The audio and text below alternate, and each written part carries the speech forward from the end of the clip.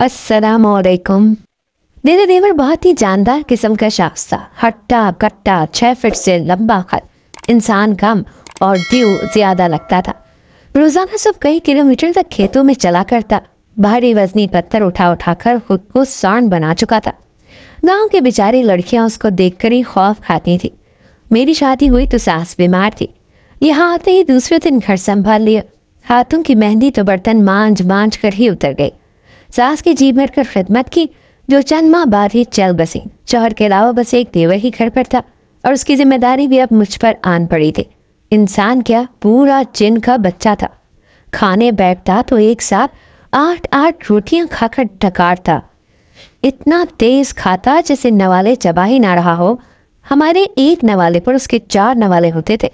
हम मियां बीवी तो बस उसकी शक्ल ही देखते रह जाते। मैं तो शादी से पहले खुश थी कि चलो बड़ा ससुराल नहीं है, एक सास है जिसकी खिदमत करनी पड़ेगी, और एक देवर, वो भी कब तक हमारा रहेगा। शादी करेगा तो मेरे सर से ये बोझ भी उतर जाएगा। मगर वो एक देवर ही सब पर भारी था।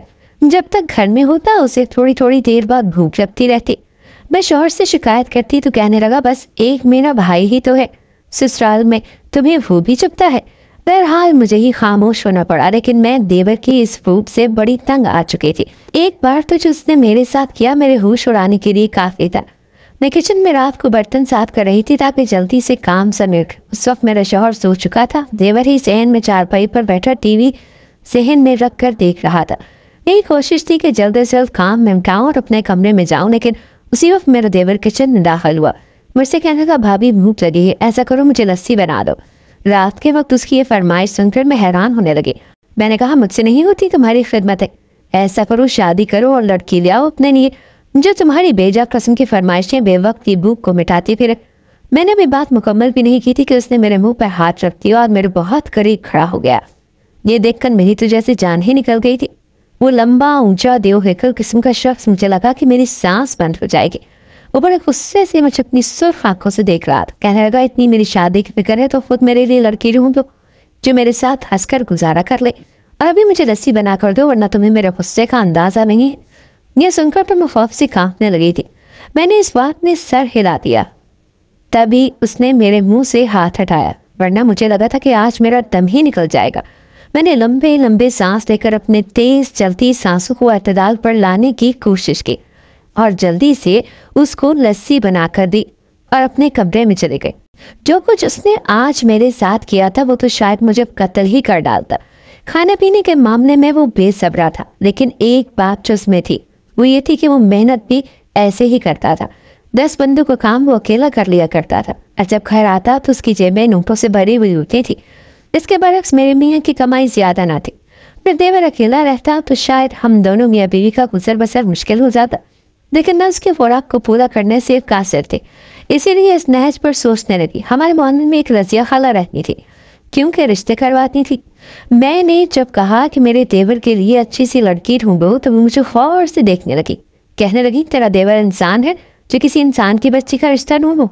वो तो पूरा जिन है, जिन, और जिनों के लिए इंसान नहीं बल्कि चुड़ैलों का रिश्ता ढूंढा जाता है।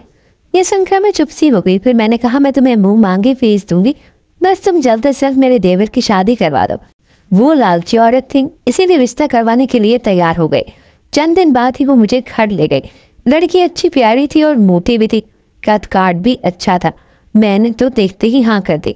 देवर घर आ गया तो मैंने शौहर के सामने उस लड़की की बड़ी तारीफें की। देवर भी खुश हो गया। 1 महीने के अंदर अंदर मैंने देवर की शादी करवा दी। देवरानी को घर ले आई और शुक्र का कलमा पढ़ा कि चलो देवर के कामों से मेरी जान छूटी।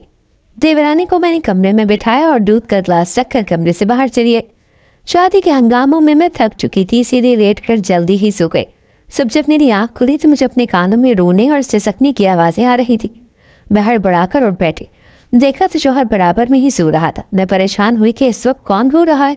कमरे से बाहर आई तो देखा कि मेरे दरवाजे के पास देवरानी बैठी हुई ढूंढ रही थी। उसे देखकर तो जैसे मेरी जान ही निकल गई थी।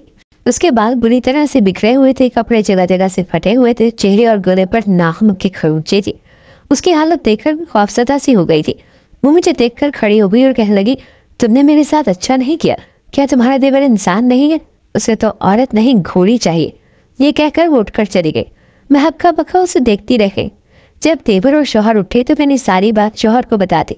देवर की आंखें में गुस्से से सुर्ख थी। कहने लगा, झूठी औरत थी, मैंने अगर उसकी सच्चाई बता दी तो मुंह दिखाने के काबिल नहीं रहेगी। वो अपनी जगह गुस्से से बिफरा पड़ा था। मेरा शौहर कुछ नहीं बोला और पहली बार बिना नाश्ता किए ही घर से बाहर निकल गया। मेरा शौहर मुझ पर बरसने लगा, कहने लगा, तुम्हें क्या जरूरत थी सारी बात उसे बताने की? वो गुस्से का तेज है, अगर वो घर छोड़कर चला गया तो हम फाखों पर आ जाएंगे। मैं खामोश हो गई। मेरे सर पड़ी मुसीबत तो अब भी वहीं खड़ी थी। रात को जब देवर घर आया तो कहने लगा, भाभी मैंने दिन भर कुछ नहीं खाया, मुझे 10 पराठे बना कर दो। ये सुनकर मैं कोफ्त का शिकार हो गई। इतनी गर्मी में 10 पराठे बनाते बनाते मेरी हालत बिगड़ चुकी थी। पराठे भी कोई आम नहीं बल्कि लच्छेदार देसी घी में गूंथे गए आटे के पराठे थे। कभी कभी तो मुझे लगता है कि और ठीक ही कह रही थी, ये इंसान नहीं कोई घोड़ा है। इंसानों की खुराक इतनी नहीं हो सकती जितनी कि मेरे देवर की थी। खा खाकर उसने अपना वजूद भी अच्छा खासा बड़ा कर लिया था। वो तो पूरे बैल जितना वजन कर चुका था और अब तो उससे कोई शादी के लिए भी तैयार न थी। जाने उसने इस लड़की के साथ ऐसा भी क्या रवैया अपनाया था कि वो अगले ही दिन अपने घर चली गई। उसने 2 दिन बाद तलाक भी मांग ली। मेरा देवर भी हाथों पे सरसों जमाए बैठा था। फौरन से उसे तलाक दे दी। अचानक कौन सा राज उस लड़की का जानता था जो कहता था कि वो अच्छी औरत ही नहीं थी। मैं जितना चाहती थी कि देवर की शादी करके उसकी जिम्मेदारी अपने सर से उतार फेंकूं, उतना ही ये मामला मेरे लिए मुश्किल होता चला जा रहा था। अभी मैं इस मुसीबत से ही ना निकली थी कि मेरे मियाँ का एक्सीडेंट हो गया और उसके पाँव पर फ्रैक्चर आ गया। उसके पाँव की हड्डी टूट चुकी थी और डॉक्टर ने 6 महीने का रेस्ट बताया था। ये बात तो बड़ी परेशान कौन थी। एक तो शौहर की तबीयत इस हद तक बिगड़ चुकी थी कि वो चलने फिरने से भी कासिर था, और वहीं फिक्र भी लाहक हो चुकी थी कि अब घर का खर्च कौन चलाएगा।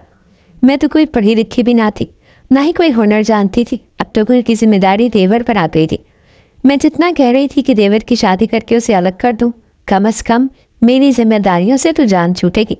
अब उतना ही मुझे देवर की तरफ देखना पड़ रहा था, क्योंकि शौहर के एक्सीडेंट के बाद उसका सारा खर्चा, देखभाल और यहाँ तक के सौदा सर्फ भी देवर के ही पैसों से आने लगा था। यूँ कुछ वक्त के लिए मुझे उसकी शादी का मामला दबाना पड़ा। मुश्किल के वक्त गधे को भी बाप बनाना पड़ता है, बस यही मुहावरा उस वक्त मुझ पर फिट आ रहा था। मैं वो मुश्किल देवर के साथ अपना रवैया ठीक करने लगी, ताकि जब तक मेरे शौहर दोबारा से कमाने नहीं लग जाते। मगर मैं देवर के काम कर करके थक जाती थी। इस रोज देवर को कोई बड़ा काम मिला था और उसके बदले उससे बहुत पैसे मिलने थे। वो उस शाम घर से चला गया, कहने लगा कल शाम को वापस आऊँगा। वो सारी रात और दिन काम करता रहा। जब घर आया तो बहुत थका हुआ था। उसके कपड़े पसीने से शराबूर हो चुके थे, हालत ही बिगड़ चुकी थी। नहाने के लिए गया तो कहने लगा, भाभी मैं जब नहाकर वापस आऊँ तो मुझे खाना तैयार चाहिए। बाहर के खाने में तो वो जायका ही नहीं जो आपके हाथों में है। मेरे लिए जल्दी खाना बना कर रख दे, मैं मज़ीद इंतज़ार नहीं करूँगा। मैं जो सारे घर की साफ सफाई करके अभी बैठी थी, देवर की बात सुनी तो माथे पर बल पड़ गए। शौहर को शिकायती नजरों से देखा, जी चाह के फूट फूट कर रोने लगी। ये क्या बात थी? मैं कोई नौकरानी थी? इतना खाना आखिर कौन खाता है? मेरा शौहर भी तो एक मर्द था, मगर इसके बावजूद 2 से ज़्यादा रोटियां तो खा ही नहीं सकता था। कभी तो भी वो शदीद भूख के आलम में खाया करता था। मगर ये देवर तो न जाने किस जिन से जा मिला था जो इतना खाया करता था।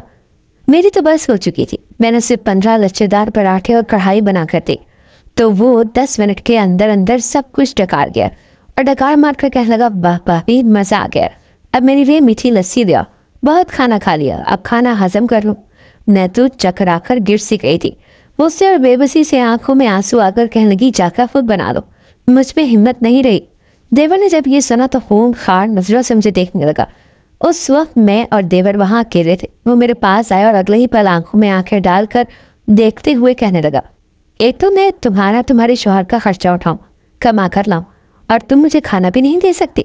अगर इतनी ही तकलीफ है तो करवा दो और मेरी शादी या खुद कमा कर लाओ। मैं भी फट पड़ी और कहने लगी, तुम्हारी शादी करवाई तो थी, मगर तुम हो गई इतनी मासूम लड़की के साथ न जाने क्या किया कि अगले ही रोज तलाक लेकर घर से चली गए। देवर गुस्से से शैतान बन चुका था। अपनी जगह से खड़ा हो गया और बोला, खबरदार लड़की की तारीफ की, अगर मैं आपको उसके बारे में बता दूं तो आप सोच भी नहीं सकती कि वो किस कदर बुरी लड़की थी। खैर मरती क्या न करती। मैंने देवर को जब भर मीठी लस्सी बना कर दी तो उसने जब को ही मुँह लगा कर पी ली और फिर यूं ही बिस्तर पर गिर गया। इस बिस्तर की हिम्मत थी जो उस भारी भरकम वजूद को सह रहा था।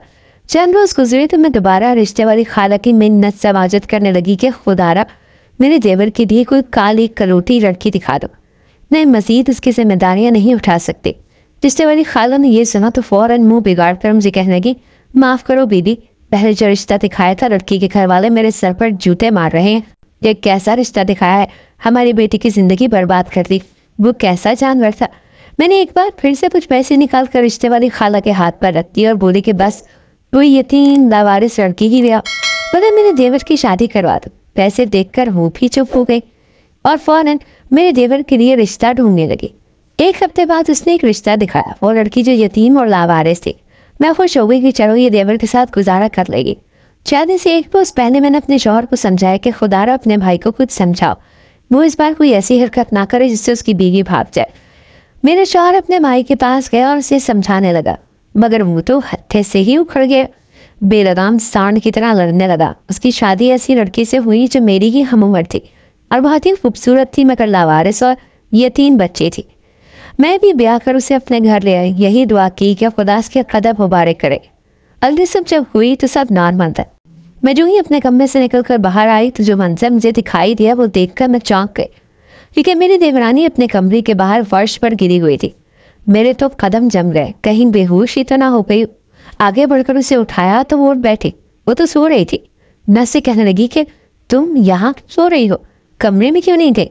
वो रोने लगी और रोकर कहने लगी, बाजी आपने मेरी कैसे इंसान से शादी करवा दी, इसे तो किसी औरत से नहीं बल्कि घोड़ी से शादी करनी चाहिए थी। ये तो मुझे इंसान ही नहीं समझता। दूसरी बार में यही बात सुनकर मैं हैरान रह गई। आखिर मेरा देवर ऐसा कौन सा काम करवाता था जो ये इस कदर तंग आ चुकी थी। बहरहाल सुबह हुई तो फौरन भाग भाग कर अपने शौहर के लिए नाश्ता बनाने लगी। वो बहुत ही खौफ खा रही थी और देवर उसके साथ इंतहाई सख्ती से पेश आ रहा था। कई दिन तो मैं उसका रवैया नोट करती रही और फिर सोचा कि अब देवर से बात करना जरूरी है।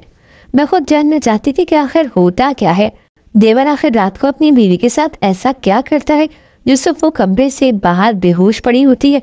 उस रोज मैंने देवरानी के कपड़े पहने, बहाने से उन्हीं के कमरे में जाकर छुप गई। रात को जब देवरानी कमरे में आई तो देवर उसे देखकर फौरन लंबी तान कर लेट गया और बीवी से कहने लगा, मेरे लिए गर्मा गर्म दूध लेकर आओ। देवरानी जग भर कर दूध लाई तो वो एक सांस में सारा दूध पीकर बोला, मेरी टांगों में बड़ा ही दर्द हो रहा है, जकड़न महसूस हो रही है, इसकी मालिश करो। सारी रात देवरानी तेल से देवर के पांव और टांगों की मालिश करती रही। बेचारी थककर जब कुछ देर के लिए रुकती तो देवर फौरन टांग चटक कर रखता और कहता, हाथों में दम नहीं है क्या। यूं सारी रात वो बीवी से अपनी खिदमत करवाता रहा और बीवी न चाहते हुए भी खिदमत करती रही। आखिर को जब शौहर गहरी नींद में सो गया तो उठकर कमरे से बाहर चली आई। उसके चाहते ही मैं भी बहाने से कमरे से निकल आई। वो बेचारी तो अपने शौहर से बेतहाशा डरती थी। वो बिस्तर पर सोया ही इस अंदाज में था कि दूसरे शख्स के लिए जगह ही न बची थी। मैं ये देखकर बड़ी परेशान हुई। सब अपने शौहर को इस बारे में बताया तो शौहर भी परेशान हो गया। कहने लगा कि खुदा ने मेरे भाई को काट जिसामत तो बहुत दी है, ये मेहनती भी बहुत है, मगर शायद इसे बीवी के साथ एहतराम और तमीज से बात करना ना आया। उस वक्त मेरे शौहर ने अपने भाई को बड़ा समझाया। पहले तो उसने गुस्सा किया, मगर धीरे धीरे जब उसके दिल में बीवी की मोहब्बत जाग गई तो उसका रवैया बीवी के साथ ठीक होने लगा। वो मोटी अकल का मालिक था, प्यार से समझाने पर ही समझता था।